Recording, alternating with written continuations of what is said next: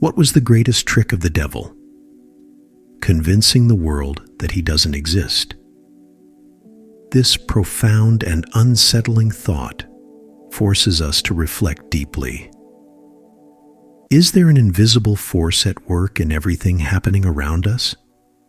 Could some of the traditions we hold dear be pulling us away from God? Christmas, a festival of joy, peace, and family. It is a time when people come together, share love, and devote themselves to God.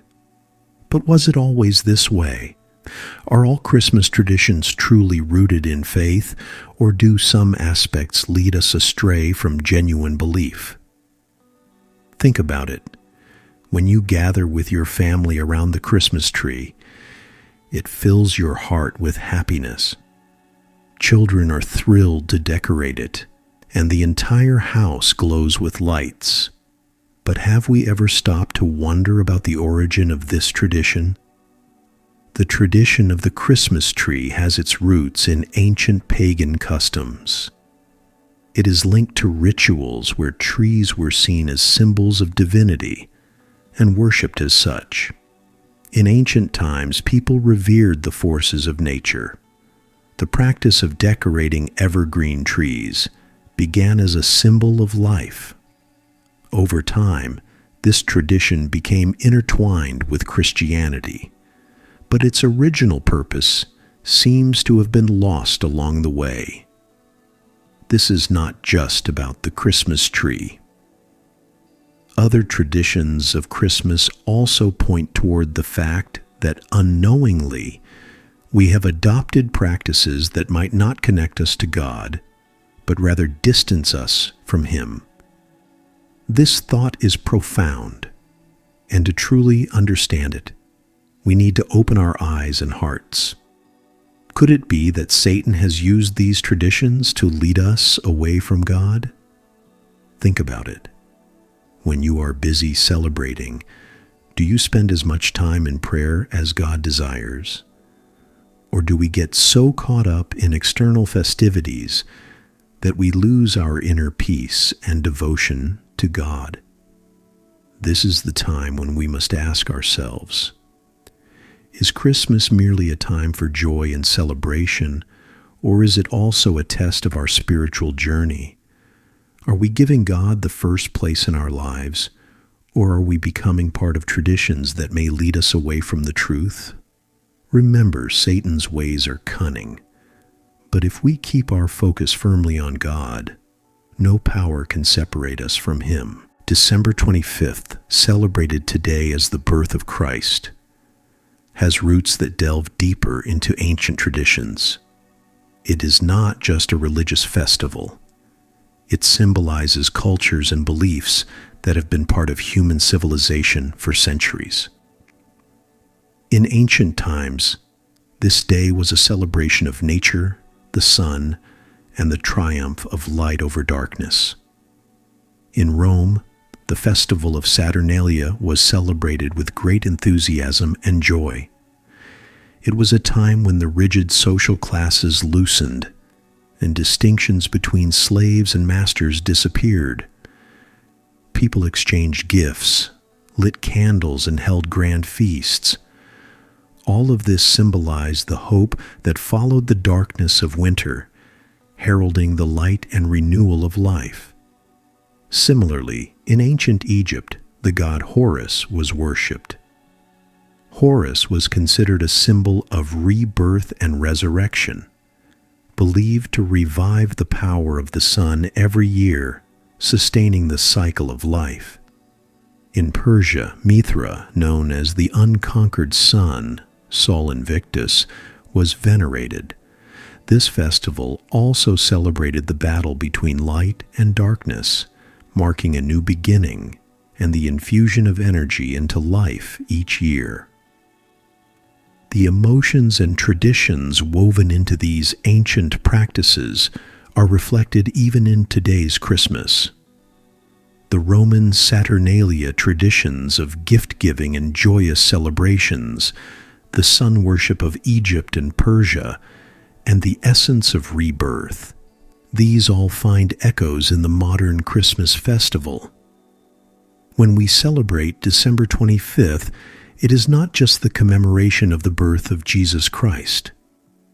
It is also a tribute to humanity's ancient heritage of honoring light, life, and hope that shines even in the darkest of times. Think about it. Doesn't this represent a beautiful blend of past and present? Isn't it a testament to the immortality and enduring power of our traditions? The Christmas tree, which we now see as the centerpiece of festive celebrations, is deeply rooted in centuries-old traditions. Have you ever wondered where this began? In Northern Europe, people faced harsh winters and long, dark days by worshiping the sun. During that time, evergreen trees held special significance. These trees remained lush and green even in the depths of winter, symbolizing life. People believed these trees had divine power to protect them from darkness and cold. Over time, this tradition evolved, but the reverence for evergreen trees persisted. Today, when we decorate the Christmas tree, it is more than just a festive adornment. It is a glimpse into those ancient customs and beliefs that symbolized hope and resilience. Similarly, plants like mistletoe and holly hold unique significance. In ancient times, they weren't merely decorative, but were believed to have magical properties and served as protection against evil spirits. Mistletoe, in particular, was considered a symbol of love and peace. It was said that standing beneath it and sharing a hug or kiss would resolve all conflicts. Holly, with its thorny leaves and red berries, was believed to ward off evil spirits. Today, while we use these symbols in modern festivities, understanding the deep meanings behind them adds a richer connection to our celebrations. Next time you decorate your Christmas tree or see mistletoe and holly, remember that they are not just plants.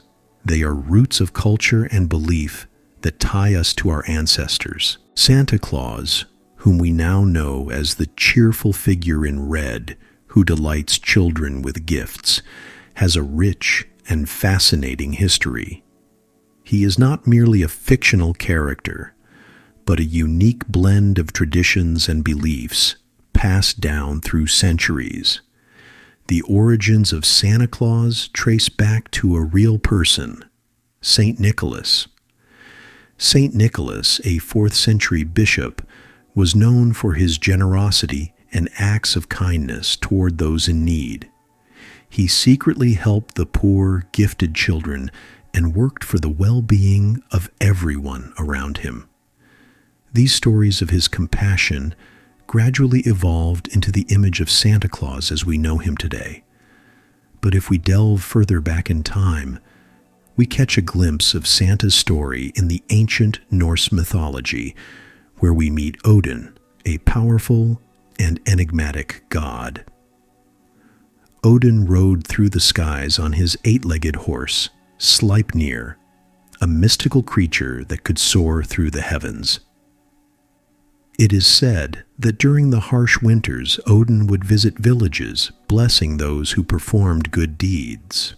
Accompanying him were his small, mysterious helpers, beings we now recognize as elves.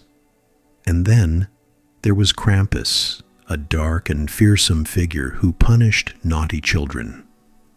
Over time, Krampus's image evolved, transforming from a symbol of fear to one of correction and self-improvement, a reminder of the consequences of our actions. Gradually, the kindness of Saint Nicholas, the mystical journeys of Odin, and the lessons of these mythological figures merged to create the modern-day image of Santa Claus. Today, Santa is not just a bringer of gifts. He represents goodness, generosity, and love, a symbol of humanity's capacity for compassion and joy. So the next time you talk about Santa Claus at Christmas, remember the rich tapestry of ancient stories and traditions woven into his tale. Santa is more than just a jolly figure in a red suit. He embodies the triumph of goodness and kindness over all else, a celebration of the light that shines within us all. The Bible does not mention that Jesus was born on December 25th. According to Scripture, Christ's birth occurred during the warmer season, as shepherds were tending their flocks in the open fields. However, the Church chose December 25th as the date to celebrate Christ's birth, to replace the pagan worship of the sun god with the worship of the Son of God. Candles, now a central part of Christmas decorations, were originally used in the worship of the sun god in ancient times. Similarly, traditions like hanging stockings and giving gifts are rooted in mythological stories rather than biblical events. God calls his followers to complete devotion and pure worship. In Isaiah 29:13, it is written, "These people come near to me with their mouth and honor me with their lips, but their hearts are far from me." We must ensure that we do not unknowingly participate in traditions that contradict God's will. When it comes to Christmas, the question is not whether celebrating it is right or wrong, but how it is celebrated. Do our traditions honor God, or do they dilute our faith by embracing practices rooted in pagan beliefs? With this understanding, the decision is yours to make. Be mindful of your faith and traditions, ensuring that you worship the one true God with sincerity and devotion.